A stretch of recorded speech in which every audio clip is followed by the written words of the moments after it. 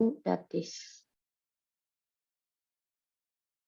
thank you, Zoom, that this session will be recorded.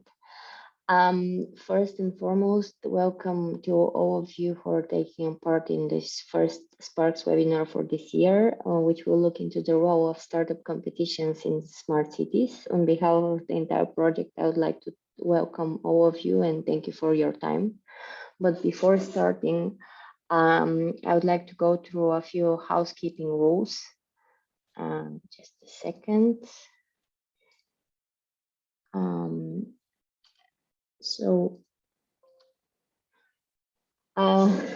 sure that you're well aware that we're spending enough time in online meetings, but we would still would love to see you in vision. And of course, when you are not talking, we would like to ask you to turn off your microphone so you don't disturb the speakers.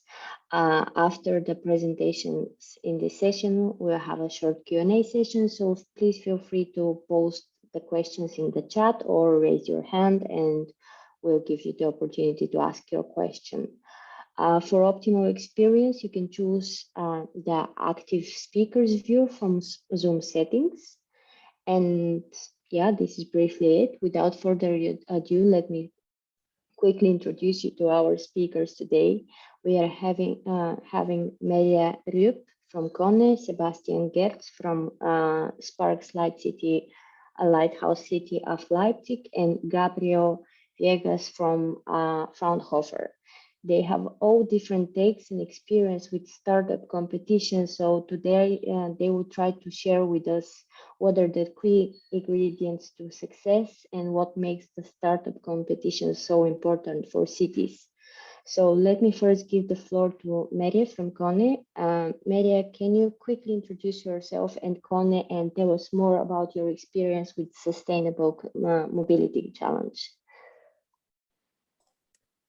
Yes, thank you. Thank you, Noemi. I will just put on the slide sharing first. So if you can confirm that you can see it. Yes, great. Good. Yeah, so my name is Merja Ryp, and I guess most of you know me or we have met in some SPARCS related meetings before. I'm working at KONE Corporation, and this presentation was also prepared together with my colleague Jaakko Ranne, who can't be here today. But we work in the KONE Technology and Innovation Unit and are the partners in SPARCS from KONE side. And I'm telling you today more about this Sustainable Mobility Challenge that was organized in the Espoo Lighthouse City. First, I will briefly introduce you to KONE, what we do, and then dive into the Mobility Challenge more detailed, show you the process description, how we organized this startup challenge and why, first of all, and which selection criteria we used for prioritizing the different startups and solutions that came in. And then also discuss on the benefits and considerations of this kind of startup challenge, as well as introduce the winner of the challenge, Moprim. And in the end, hopefully, if I have the time left, I will still also reflect on the kind of ABC of setting your own challenge competition. So how to do it or what to consider if you want to set up something similar.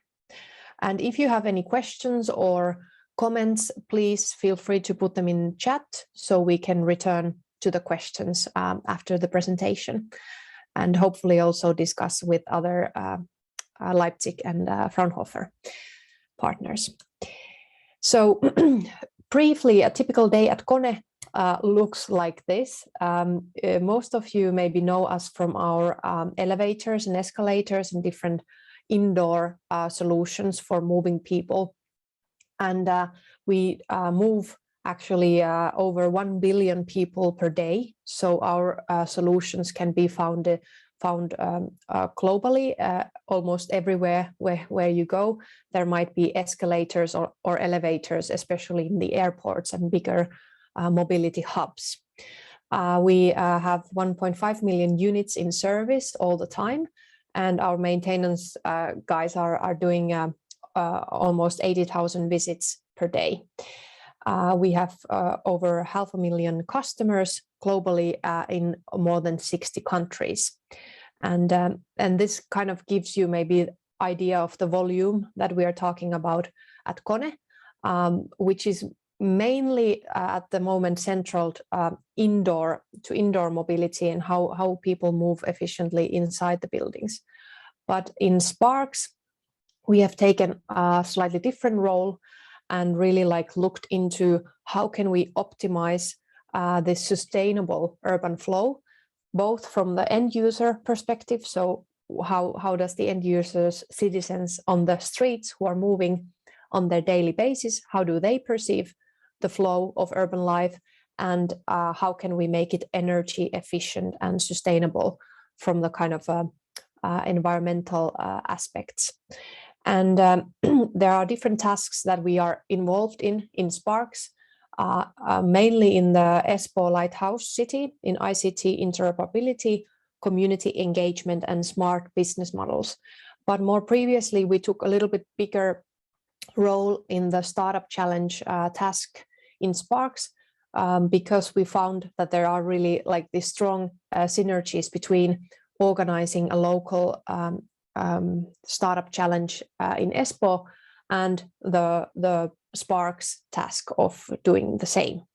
So last autumn in 2021, we initiated a co-innovation challenge, which was really very much based on our previous work in SPARCS. So we had conducted user studies and found out that there are different needs for mobility in sustainable manners, that the end users are really needing to make this transition on the citywide and globally towards sustainable mobility solutions, and to find new solutions, new business models, but also just kind of fresh ideas on how to boost this transformation.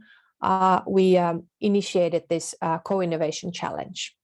And we did it so that we collaborated with Gaia Consulting, which is a sustainability expert consultancy that has a strong background in organizing similar challenge competitions on sustainability topics, but also on mobility topics. As well as we collaborated tightly with the City of Espoo by having them in the jurying process and mentoring process tightly involved. And the purpose of this challenge was really to find these new solutions that we could then pilot and take test in the demo areas of Espoo in SPARCS. But also we wanted to kind of develop this ecosystem partnerships and find out key players in sustainable mobility. And this is something that I think we succeeded in a very well, or in a very good manner, because we found more than 100 different actors, different startups, but also more established companies who work in sustainable mobility field, or mobility field, but have sustainability as a strong topic. And then we wanted to engage these stakeholders in SPARCS and bring more business stakeholders into SPARCS operations. These were kind of the initial starting points.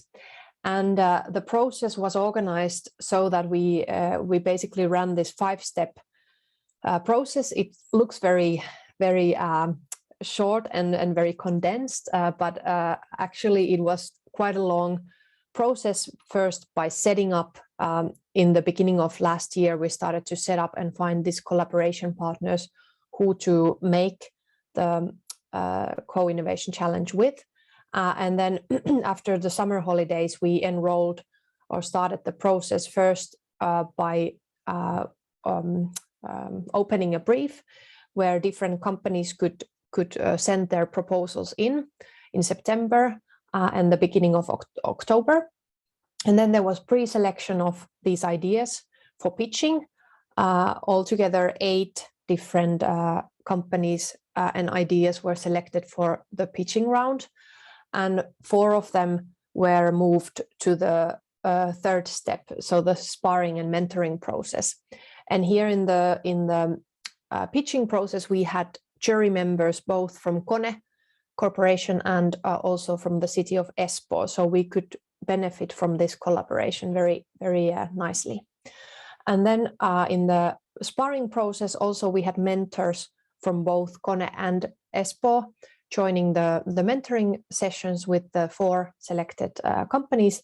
And then in the final pitching, those ideas were pitched again with a more refined version, and we selected one pilot partner as a winner of the challenge, who got this prize of 14,000 euros in the end to use for the piloting during the spring now in 2022. And we are currently in the step 5. We have started the pilot process, but it's very much ongoing at the moment. I will tell you briefly more later about the winner solution. But here are the selection criteria that we also defined in the beginning of the process.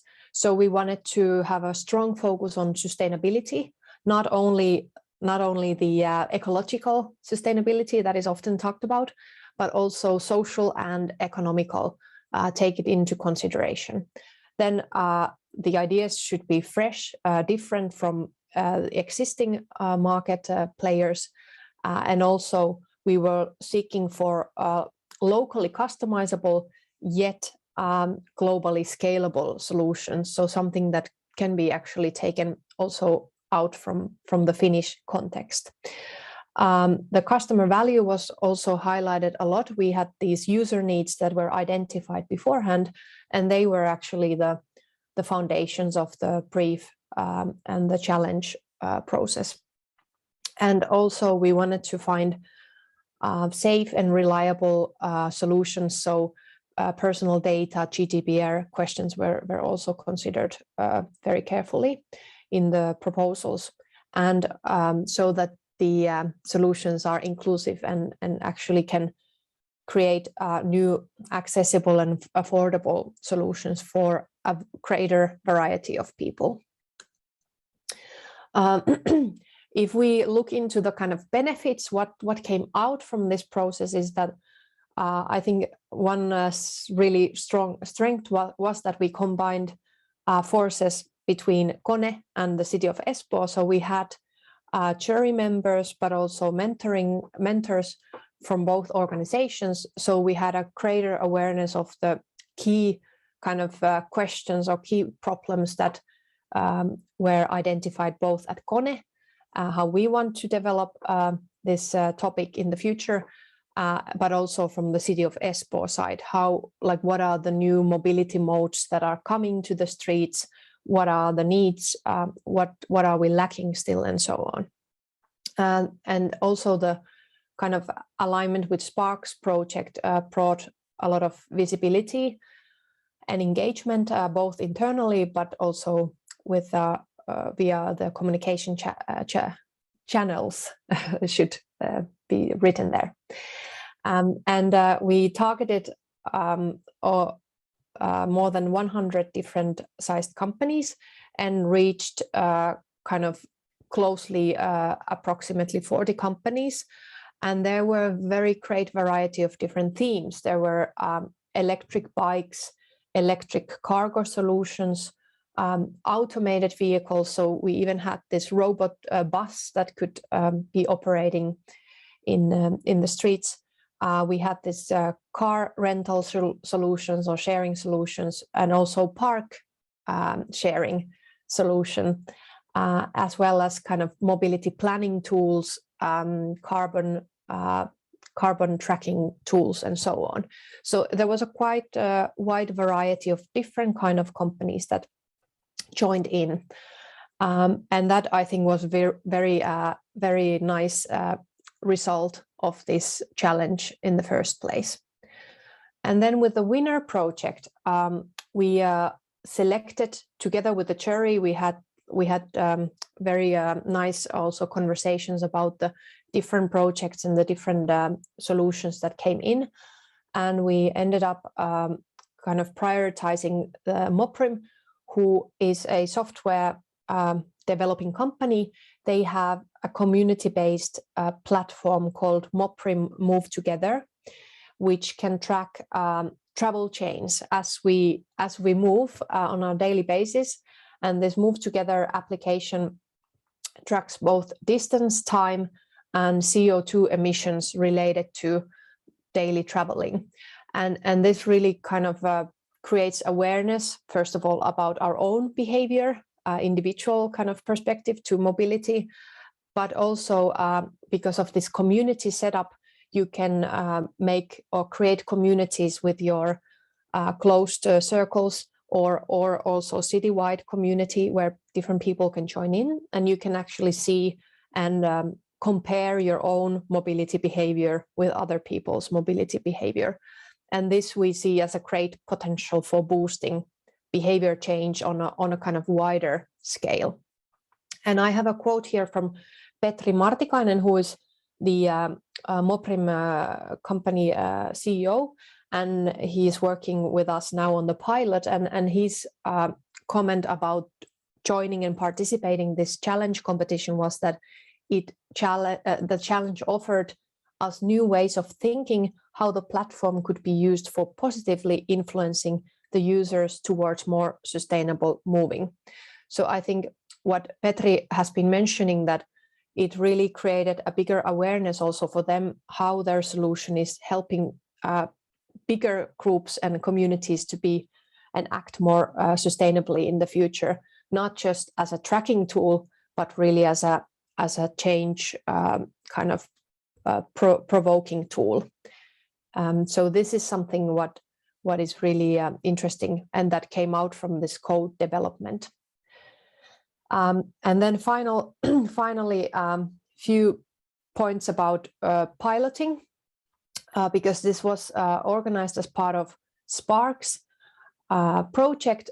We had to also stick with the SPARCS objectives, and we also wanted to highlight the sustainability targets. And I think that created a very nice kind of framing for the work, that we really stick to these sustainability aspects and end user needs on the local level. But it also created some challenges because the physical location and kind of area restrictions of SPARCS demo areas, and highlighting that we were highlighting or focusing in Espoo, it kind of narrowed down the pool of applicants, and we mainly got solutions from the Finnish market and from the Finland. So this is something that we, I think, have to consider if we do similar innovation processes in the future.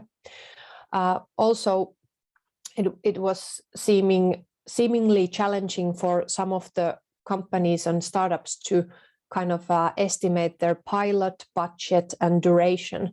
So kind of like when we have this open-ended challenge, then we get open-ended solutions, and that was sometimes challenging to get like more concrete level solutions and business models into the competition. And then when we're talking about mobility, there are seasonal changes, especially in Finland, which we didn't quite consider in the beginning of the challenge, that if we start up this kind of process, the piloting might vary because of the seasonal changes, that during the winter time, it's very hard to test bicycle solutions, for instance, and so on. So this has to be also considered when we're talking about mobility.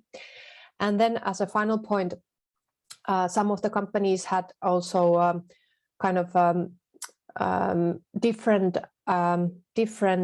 perspective to user acquisition and communication. Some of them were thinking that it's their job to find the users and really like go to the market. And in some cases, it was more seen as the organizers' kind of responsibility to find users for these new solutions. So this is something also that has to be kind of considered in the process. And my ABC of setting your own challenge competition would be that A, start from awareness. We started with this sustainability focus and criteria and found out that, oh, we should, of course, have also sustainability experts and this kind of more sustained legacy of the process in the future.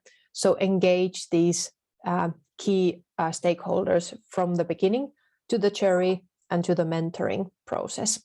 Then B, brief.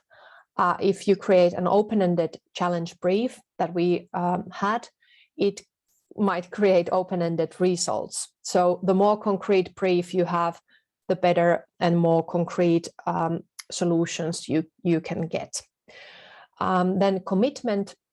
So secure the budget and also the stakeholder commitment across organizations from the beginning. And this is really crucial because if we don't have these players on board, we might end up having a process that kind of falls apart during the challenge competition. D, design, but I would say co-design. So bring these different players on board and try to design and facilitate high quality mentoring and jurying process. And this really creates benefits for everyone, for the startups who join, but also from KONE perspective and from the City of Espo's perspective, they also learn in this kind of co-design process where we mentor and spar ideas together. This also requires orientation for everyone. And then final E, events. If you do online pitching events, you may reach bigger audiences, but it compromises really the engagement. So because of COVID, we had fairly poor possibilities to organize face-to-face pitching events. And that I think is really an asset that people can meet face-to-face and also have more informal communication along the process. Okay, this was my part, and I'm really happy to discuss this further after also the other presentations. And if you have any questions, feel free to write them in the chat. Thank you very much, Maria. It was very interesting today to understand more about the work on the Smart City Challenge, on the Sustainable Mobility Challenge, and what worked well and what didn't work well. Now we would like to dig a little bit deeper with a little bit of a different perspective from the City of Leipzig, and then we can go into the part of taking questions after we complete. We're done with all the presentations. So without losing too much time, Sebastian, the floor is yours to tell us about the approach of the City of Leipzig. Okay, thank you very much. And I think a lot of lessons learned also from KONE are experiences we have gathered in our Smart City Challenge. I share my screen. I hope you can see it. Yes. Okay. Yeah, it's good. Yeah, I will talk about. First of all, I'm Sebastian from City of Leipzig. I'm working as project manager at the digital city unit of Leipzig, and we are one of the lighthouse cities in the SPARCS project. And me personally, I'm responsible, for example, for the cooperation with startups, with our whole economic development department, and so I have been in charge with the development of the Smart City Challenge of Leipzig, and I will give you some further input about the Smart City Challenge. Overall, we have initiated this innovation competition. It starts in 2021, so we have had one innovation competition fully completed till now, and currently we are in the first steps of the innovation competition 2022. And the target group overall for our challenges are startups, students, but also besides students and startups, we are also calling established ventures and companies to find innovative solutions, digital solutions. And we are raising 3 challenges each year. It is our plan, and the challenges coming from our administration, different parts of administration. Also, we have, for example, a mobility challenge this year. Beside the challenges from the municipality, we are also raising challenges or calling the competition for solutions from the civil society. And overall, we have elaborated the concept for the Smart City Challenge with our ecosystem, with our Smart City ecosystem and startup ecosystem. And we have different steps. On the next slide, you can see, for example, the ecosystem. We have involved at the first time we have involved these partners in the development stage of the Smart City Challenge. These were partners from the research institutions like the university or Leipzig Graduate School of Management, but also besides these spin-off institutions or Fraunhofer institutions have been involved. And what is very important is to involve the multiplicators, to receive a lot of startups to get a lot of innovative ideas. So we have involved a lot of networks and intermediaries, for example, the cluster IT, Middle Deutschland, Central Germany network for energy and environment, or the impact hubs, which are located all over the world. And we have a very active impact hub here in Leipzig. So I think it's very important to have a good reach out for your competitions. And we have separated our process as a Smart City Challenge in different steps. Similar, it could be compared to the process from KONE. At the beginning of the year, we have had a call for competition, where we raise up our challenges. Currently, 3 challenges which were open for 2 months. 2 months, where we are looking for the best ideas. And after the call for competition, we select the 3 best ideas for each challenge, and each of the startups and teams receive a maximum of 2,000 euro budget for the qualification and further development process. And after the call for competition, we have the development process, where we have frequently meetings with the teams, for example, to discuss and clarify concrete framework conditions, requirements, like, for example, designs, interfaces, legal requirements, which have to be taken into account, or data protection regulations and whatever. It depends on the concrete ideas. And after the 3 months, after the 2 or 3 months, here on the slide we have 2 months currently, and this year we have 3 months development phase.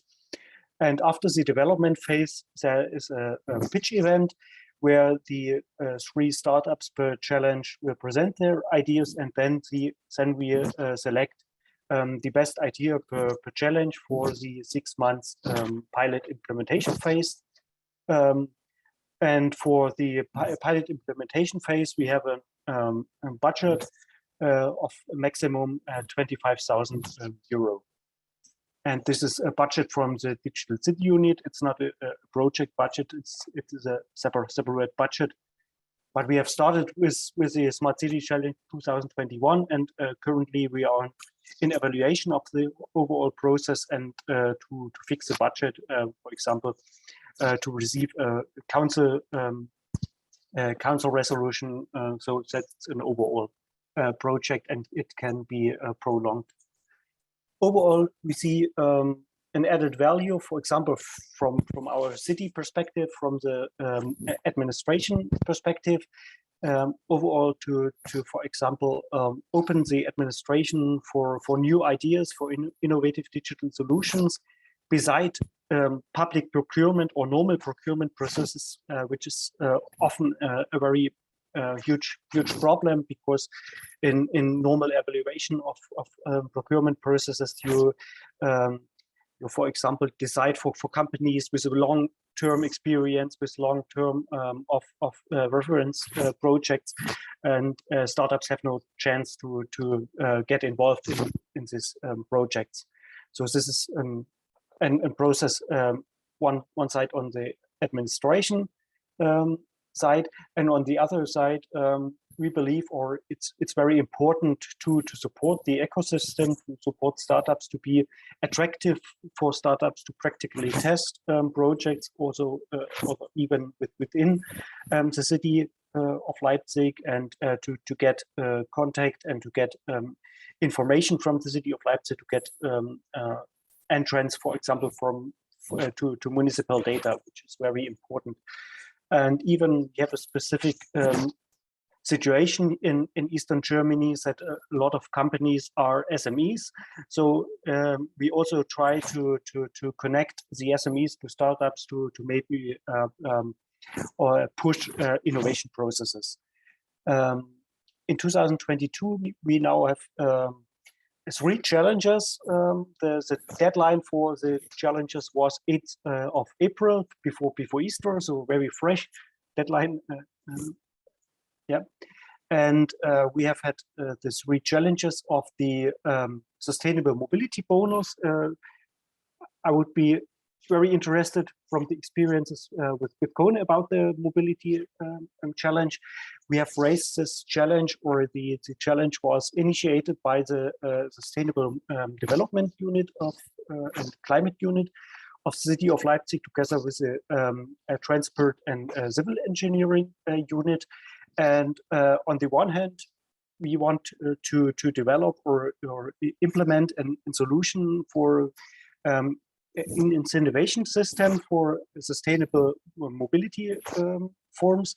On the other hand, we want to bridge the gap to people sharing their mobility data with us. So it's a little bit complicated. We have received around 8 applications. 8 startups have sent us our ideas, and we are currently in the jury process to further decide which startups to be selected for the development, and then further for the pilot phase.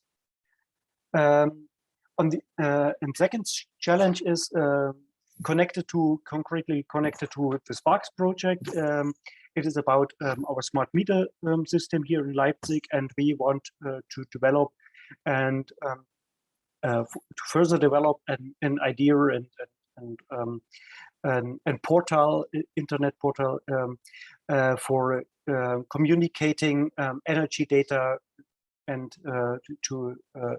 it's a combined challenge from the city and the Stadtwerke as a digital as a municipal energy supplier, and we want to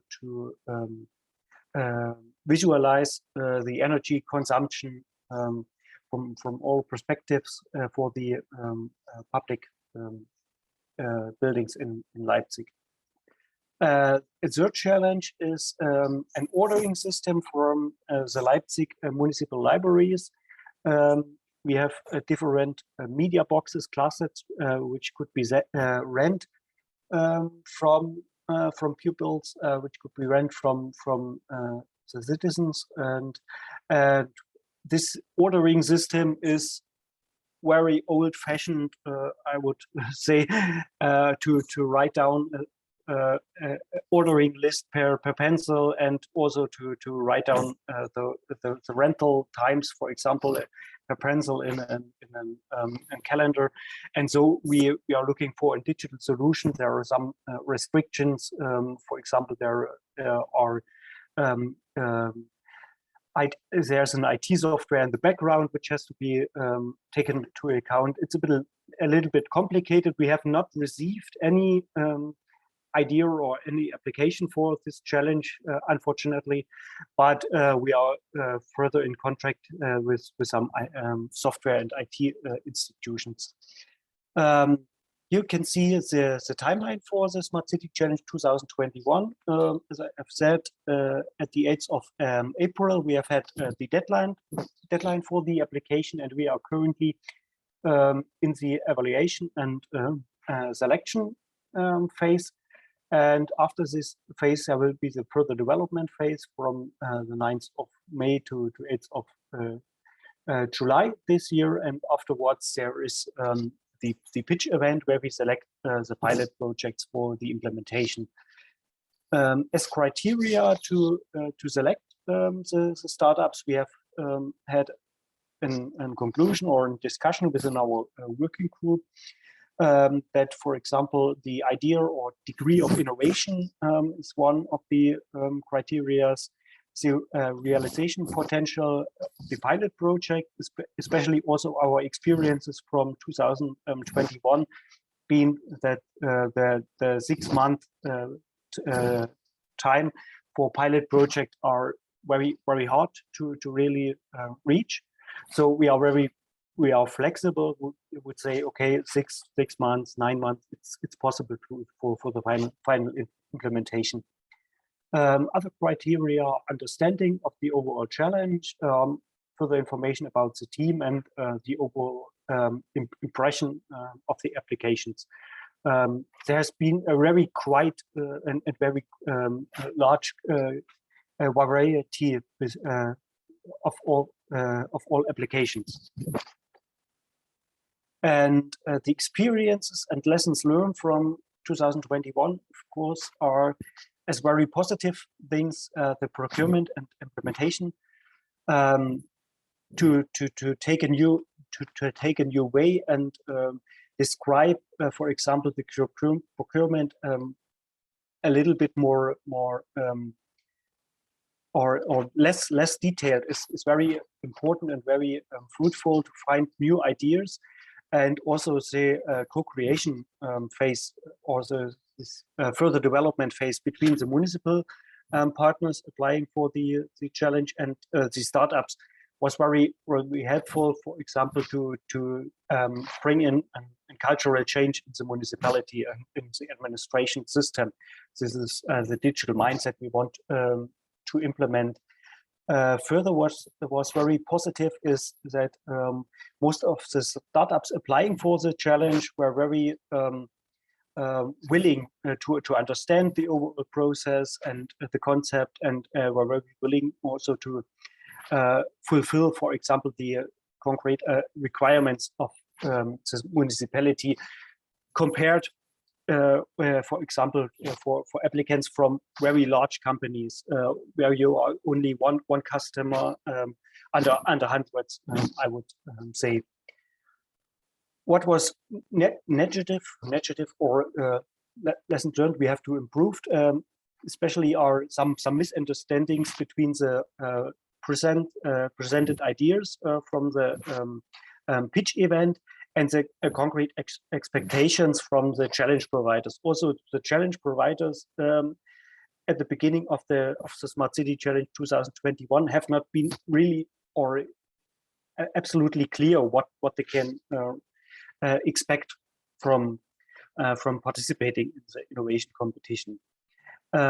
Also, what is very important is that it's that external partners, which were in the perspective necessary to be participated or to be included for pilot project implementations, they have to be involved from the beginning of the overall process. Nevertheless, of course, COVID restrictions and personal meetings are what have been a hard burden, especially because face-to-face meetings, and you can look in the eyes of your project partners and concretely discuss deadlines, timelines, working process, and progress is very important. And so we are looking forward that the COVID restrictions are now end, and so that we, for example, can better implement our pilot projects now in 2021. And besides these, we had also some problems with these startups because they are freshly started up, as they are named, and some of the management team changed during the implementation phase. Yeah, this is it from my side, from our experiences here in Leipzig. And when you Thank you very much, Sebastian, for this presentation. It was very interesting to hear all that. Now, having heard these two case studies, we would like to zoom out a bit and see what are the similarities, what are the differences, and how these two approaches can be replicated across other European cities. So I would like to give the floor to Gabriel from Fraunhofer, who can tell us more about the key learnings and the success factors for replication. Gabriel, the floor is yours. Well, thank you very much. Can you hear me? Yes. Yes, so good. All right, perfect.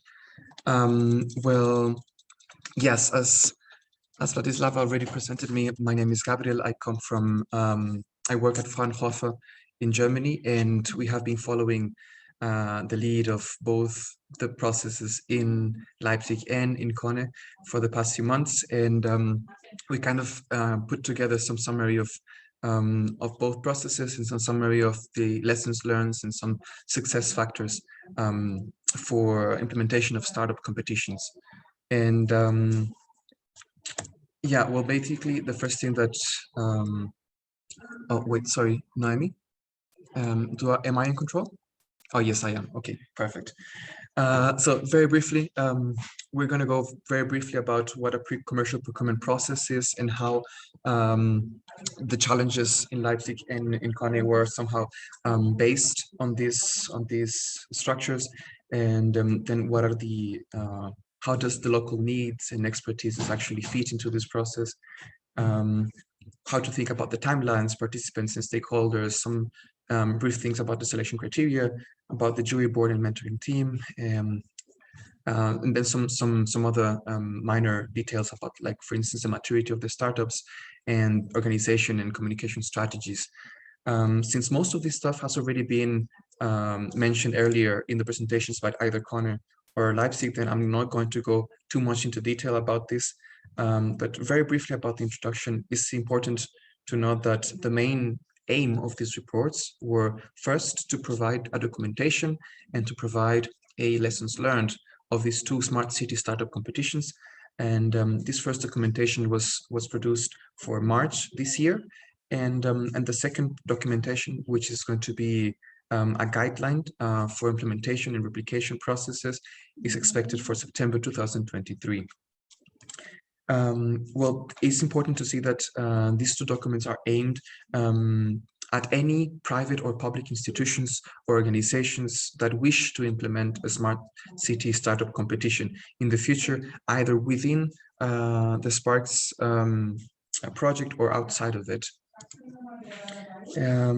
Very briefly about our methodology. So basically, we participated in this a little bit in both of these processes as only as observants, and then we conducted some semi-structured interviews with the main organizers of the competitions, and some secondary desktop research on the publicly available documents on the internet. Okay, very briefly about a pre-commercial procurement process. So this image is kind of like a brief summary of what it means. So we have here, this is an image shared by the European Commission, a report handed in 2007. It basically states that a pre-commercial procurement process is basically a process made in stages, in which we start from either a public or a private institution that wishes to develop and to implement a solution or a product or a service. And as you can see, for instance, you have a product idea in phase one, which could be, let's say, a city offering a tendering process, let's say, to a network of offering institutions.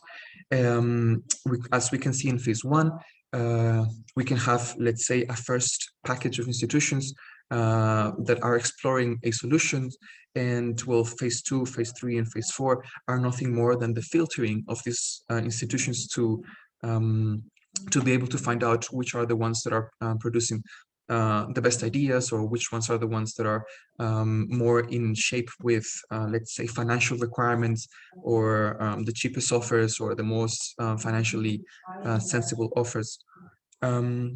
Now, what is important to see to talk about these pre-commercial procurement processes is that they are usually very complex when it comes to the rules, and they can be burdensome. Let's say, administratively speaking, they can be burdensome processes to design these pre-commercial procurement processes. Now, it really depends on country to country. Some countries, I'm definitely not an expert in, let's say, regulatory finance compliance, or of course not in commerce and financial law, but what I can say is that pre-commercial procurement processes can vary widely from country to country. For instance, I know that countries in the Baltic areas, such as Estonia and Lithuania, have swifter processes when it comes to implementing pre-commercial procurement process. Germany, for instance, can have a little bit more of a bureaucratic process. It's important that I mention this because at the base, these two smart city challenges were supposed to be based on this pre-commercial procurement process, which means that they kind of took the hand of asking for a process or a service, and then filtering down selected participants. Now, this is interesting because, as I mentioned earlier, it can be a bureaucratic process, and both Leipzig and KONE opted to do something a little bit different. So that, as I mentioned, the conventional pre-commercial procurement process can be predefined by strict, let's say, municipal or legal boundaries, and they can be lengthy processes because of all the bureaucratic conditions that are necessary, and therefore there are bureaucratic processes. But KONE and Leipzig, they decided to do something a little bit different. It's still based on a PCP, but they were a little bit more flexible, they were a little bit more swifter, and a little bit more independent processes, so to speak. Now, taking that in mind, we can jump, for instance, as to how can we deal about the local needs and expertise when doing a smart city challenge. You can either, for instance, define your challenge based on a local demand. Let's say, for instance, what is missing on the city, and then looking up as to what necessary expertise do you have, or does the city have, to tackle these issues. Or you can do the other way around. You can say, for instance, well, my organization is an expert in A or B kind of solutions, and based on these expertises that we have, we can challenge this and these topics. You can either do either of these two ways. When it comes to timelines, you saw a little bit briefly how Leipzig and KONE presented their timelines. But basically, I mean, if you wish to do this in the future, or your organization wishes to do it in the future, it is a good idea to have, let's say, a 2 to 3 months open window for a call for participation. Then let's say 1 to 2 months as an induction phase after you have decided who is going to participate, and let's say have a 1 or 2 months to let know the participant startups to produce a presentation. Then the mentoring process can go from 2 to 3 months. And this mentoring and development phase is the core, actually, of the smart city competition. And then the implementation phase can be around, let's say, 6 months or even more than that. Now, taking all of this into consideration, we can see that a competition of this sort can last roughly a year, let's say between 11 to 14 months. So if you wish to implement smart city competition, that's roughly the amount of time that you can expect. Let's see. When it comes to partners and stakeholders, you have basically, well, the main implementer, which can be either a public or a private implementer. Then you can have allied, and both KONE and Leipzig were explicit when they said that it's important that if you are a public organization, it's good that you have private organization as an ally. And if you are a private organization, it's good to have a public organization as an ally, to have this public and private partnership. And it's important to have specialized partners, which means that if you're dealing with specific topics in the city that the main implementer does not have the expertise, it's important to have specialized partners when it comes to, let's say, mobility, when it comes, let's say, to housing or to waste management, etc., etc. It's important also that you have a connection to a network organization. This networking organization doesn't necessarily have to have organizational responsibilities within the competition, but it's going to be very helpful for you to spread the word that, especially during the call for participation, and to have a wider reach.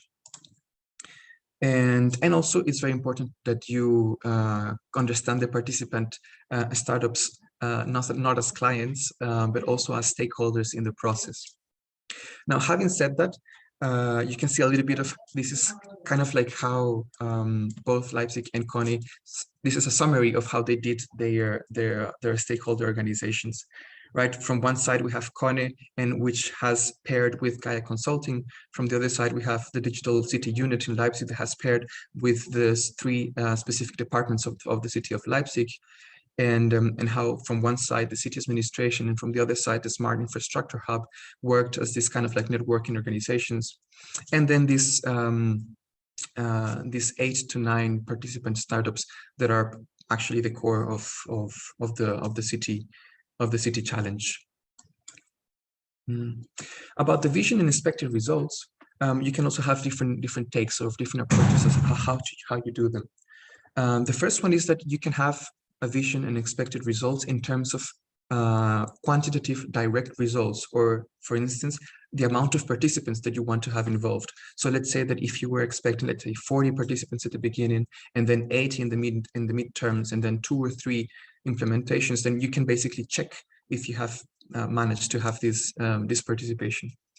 And you can do a little bit different. You can have your vision and your expected results in terms of, let's say, mid to long-term qualitative impacts. For instance, a concept such as the enrichment of the city's business ecosystem is something a little bit more abstract, and it's going to need a little bit more effort for you to actually research if you were able to meet your criteria. But it's a second way to see how do you expect the city challenge to have an impact in your city or in your municipality. When it comes to selection criteria, you can also do it in different ways. One way, which basically was the way that both KONE and Leipzig did, at least in a formal way, is that all criteria are equally weighted. Let's say that the sustainability aspect has the same value as, let's say, the background of the organization. And another opportunity is that you may consider that criteria may have different weighted coefficients.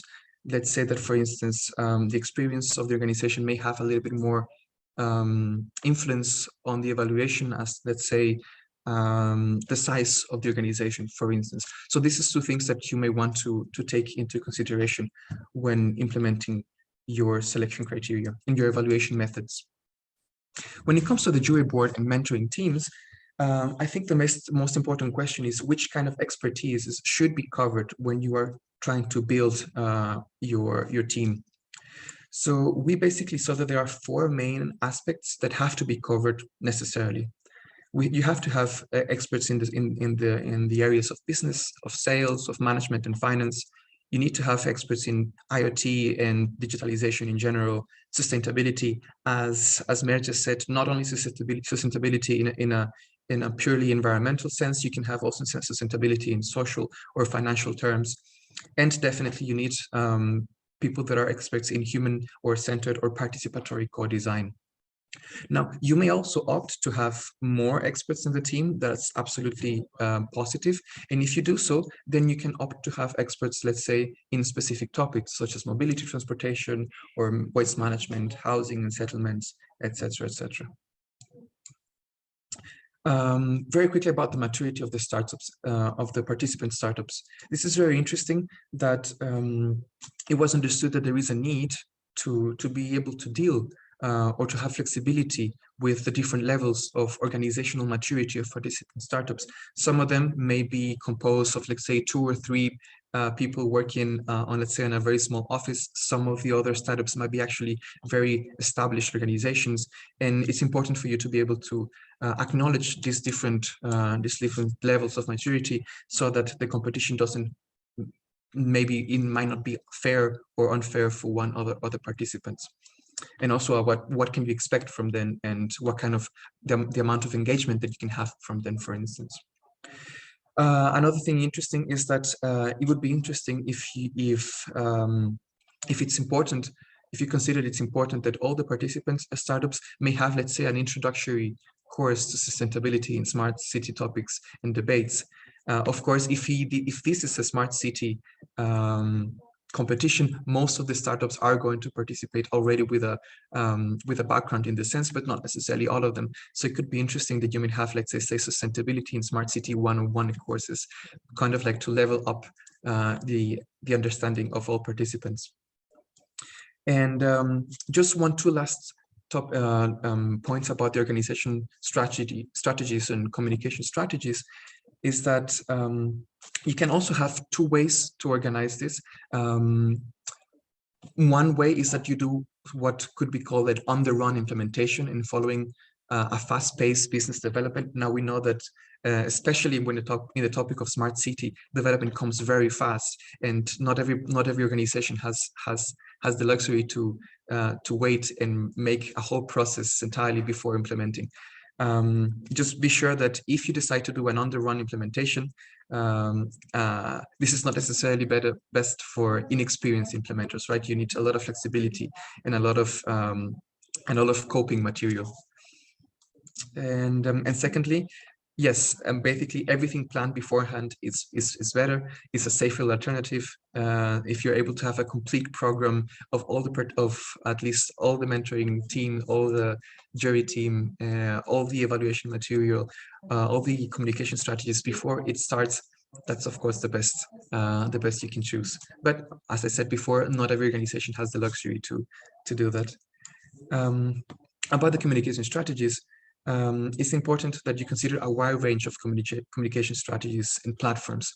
What does it mean? It means, for instance, as our partners previously mentioned, you might not have the same engagement from participants if you decide to do only, for instance, online meetings.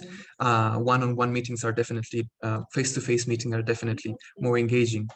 Another thing that is also important is that, especially if you're doing international calls, if you're expecting participants from different parts of the world or from Europe, it is important that you have some language proficiency requirements, so that there's no problem along the way about how to communicate your ideas and how to communicate what you expect from the participants and what the participants expect from the organization.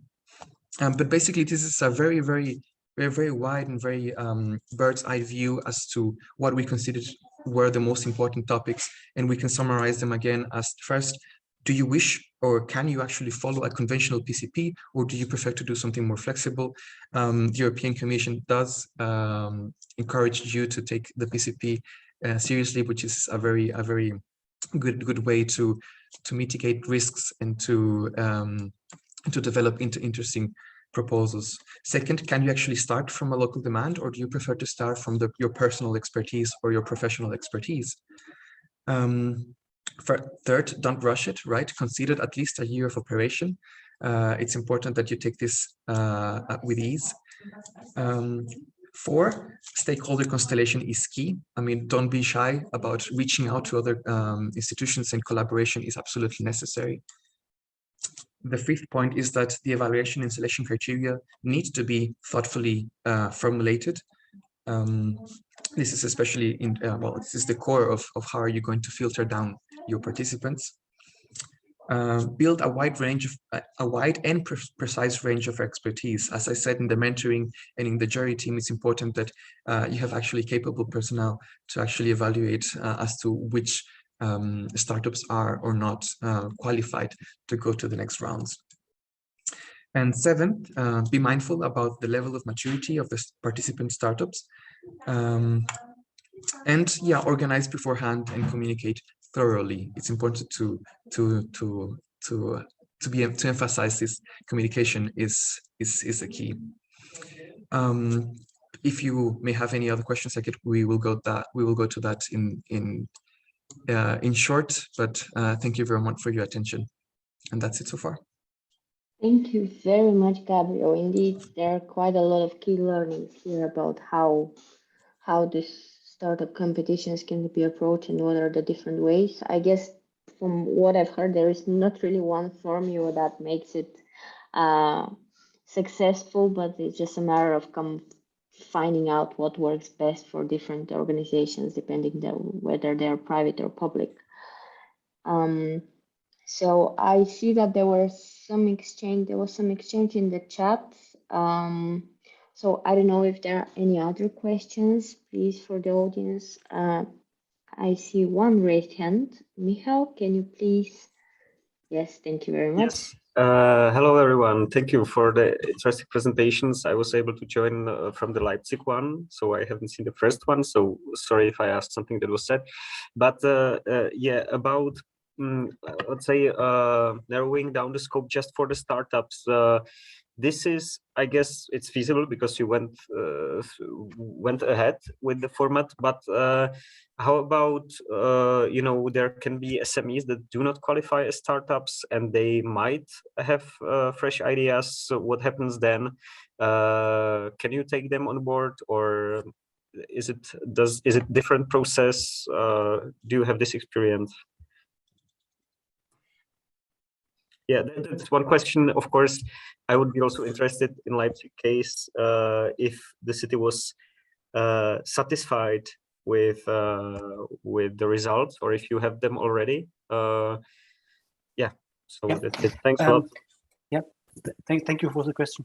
In 2021, where we have first started our Smart City Challenge, the competition, we have had 32 applicants for 3 challenges, and applicants were startups. Some of the applicants were students, not already founded a company, but we have had already also applicants from established companies, established ventures, and it was not a criteria to say, okay, you couldn't apply for the challenge when you are already established company, or how the startups are officially selected, or for example, startup on European level, you say up to 5 years, you say it's a startup, and company older than 5 years, it's not a startup anymore.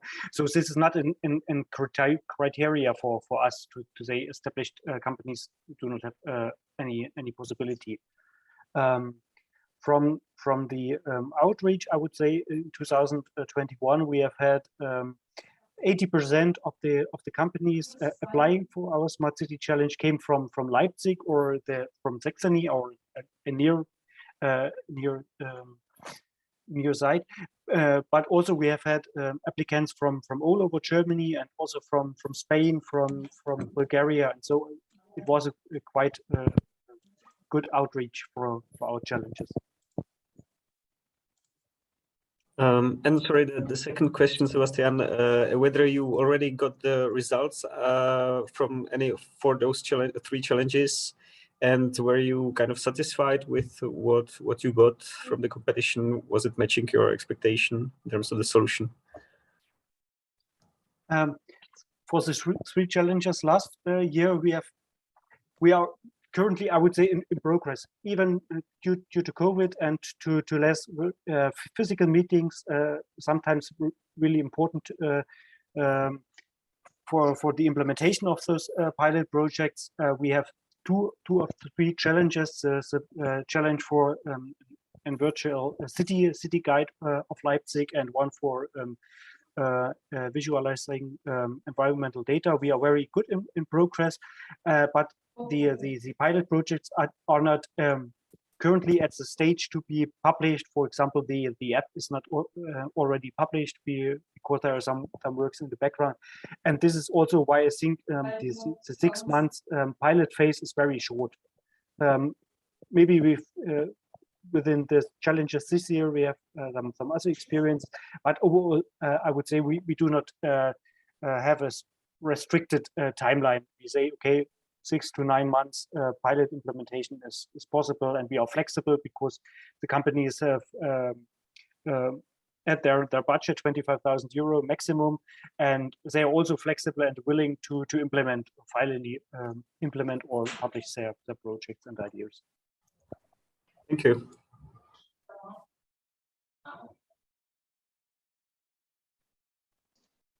Do we have other questions?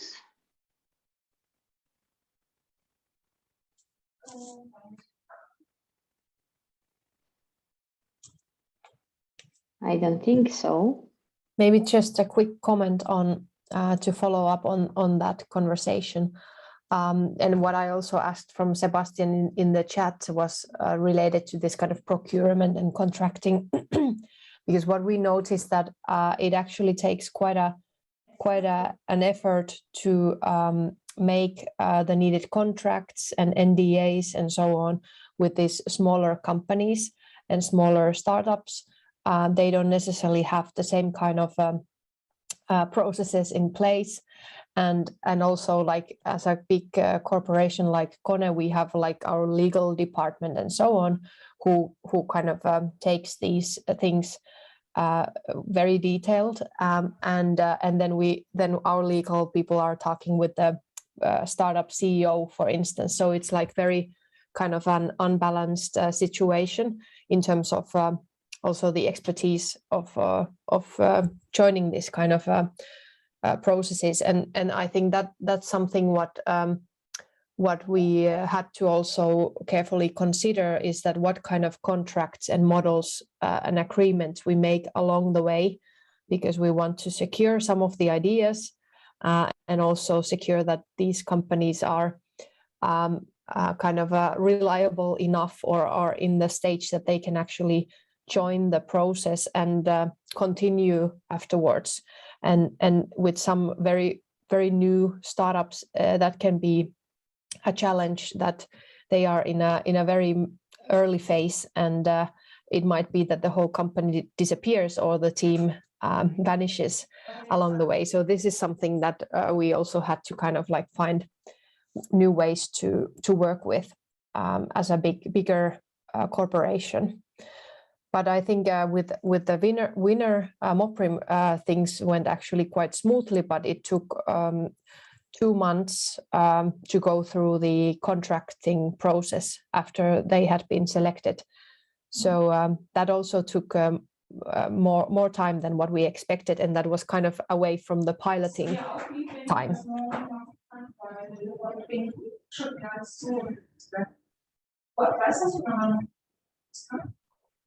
I Thank think you very much.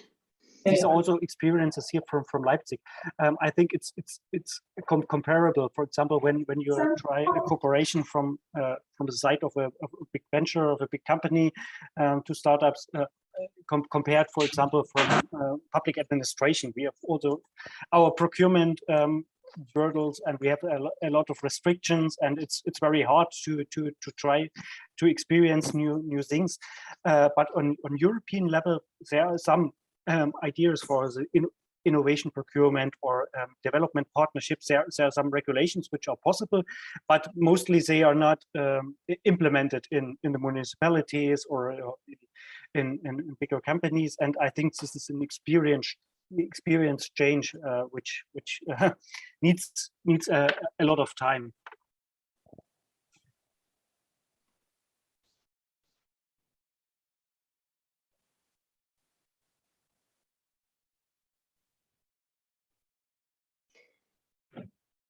Okay.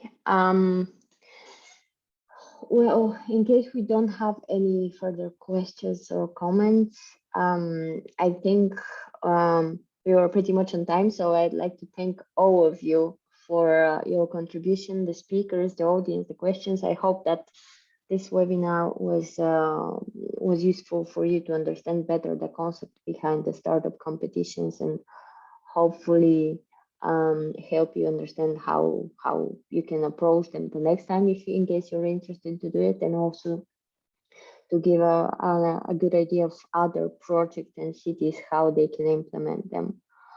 Well, in that sense, yeah, I think we can now close this webinar. Thank you once again for your contributions, and I wish you a wonderful day ahead.